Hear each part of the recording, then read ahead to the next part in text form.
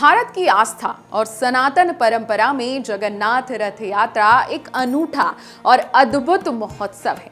उड़ीसा के पुरी धाम में यह यात्रा हर साल आषाढ़ शुक्ल द्वितीया को निकाली जाती है।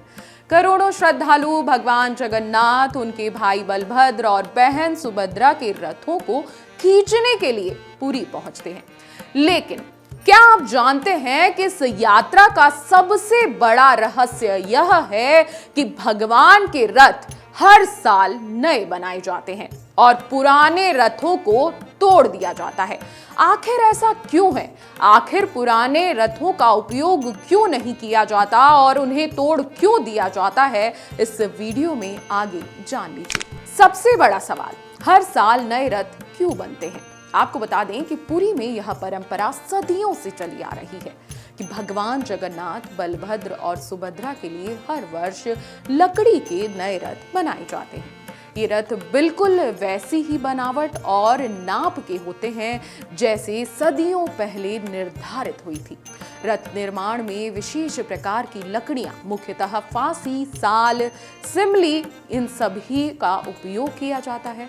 इस परंपरा के पीछे गहरी धार्मिक भावना छुपी है।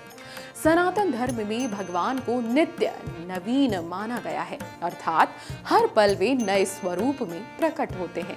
उनके वाहन या आसन भी शुद्ध, नवीन और पवित्र होने चाहिए।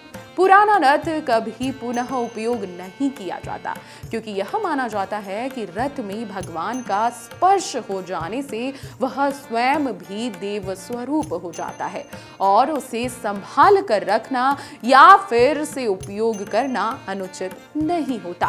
पुराने रथों का क्या होता है, अब ये जान लीजिए। रथ यात्रा समाप्त होने के बाद इन विशाल रथों को पुरी के रथ खल्ला क्षेत्र में तोड़ दिया जाता है। जो लकड़ियां बचती हैं उन्हें जगन्नाथ मंदिर की रसोई घर में ईंधन के तौर पर उपयोग किया जाता है। कुछ लकड़ियां भक्तों को भी दे दी जाती हैं जो इन्हें पवित्र मानकर घर में रखते हैं या धार्मिक अनुष्ठानों में जलाते हैं। रथ बनाने की परंपरा एक अद्भुत अनुष्ठान है। जी हाँ, रथ निर्माण कोई साधारण कार्य नहीं। इसके लिए विशेष कारीगरों की पीढ़ियां समर्पित रहती हैं। इन्हें महारण कहा जाता है। ये महारण रथ निर्माण की विधि को पीढ़ी दर पीढ़ी सीखते हैं और सिखाते भी हैं। निर्माण का कार्य अक्षय तृतीया से शुरू होता है और आषाढ़ मास में यात्रा तक पूरा कर लिया जाता है। हर रथ का अपना नाम, आकार, ध्वज, रथारोहण, रथ के ऊपर जो गुंबद नुमा हिस्सा होता है उसे रथारोहण कहा जाता है। उनका अपना अपना रंग होता है। जैसे नंदी घोष जो जगन्नाथ जी का रथ होता है वो लाल और पीले रंग का होता है और 16 चक्के उसमें लगे होते हैं। ताल ध्वज जो कि बलभद्र जी का रथ है वो हरा और लाल रंग का होता है। इसमें 14 चक्के लगे होते हैं। दर्प दलन जो कि बहन सुभद्रा का रथ है, ये काला और लाल रंग का होता है और इसमें 12 चक्के लगे होते हैं। रथ यात्रा का आध्यात्मिक रहस्य यह भी है कि रथ यात्रा केवल एक उत्सव नहीं बल्कि यह गहरी आध्यात्मिक अनुभूति है।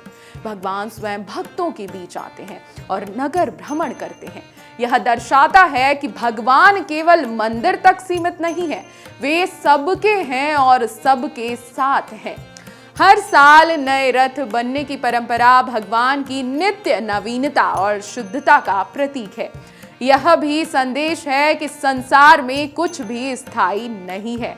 हर वस्तु नश्वर है, केवल प्रभु ही अनश्वर है। रथ यात्रा हमें भक्ति, समर्पण और जीवन के परिवर्तनशील स्वरूप का पाठ पढ़ाती है। पुरी की जगन्नाथ यात्रा से जुड़ा यह रहस्य श्रद्धालुओं के हृदय में भगवान के प्रति अपार प्रेम और विश्वास को और भी गहरा करता है। अगर आप भी जगन्नाथ से जुड़ी कोई भी जानकारी हमसे जानना चाहते हैं तो हमें कमेंट जरूर करें। हम आपके हर सवालों का जवाब जरूर देंगे।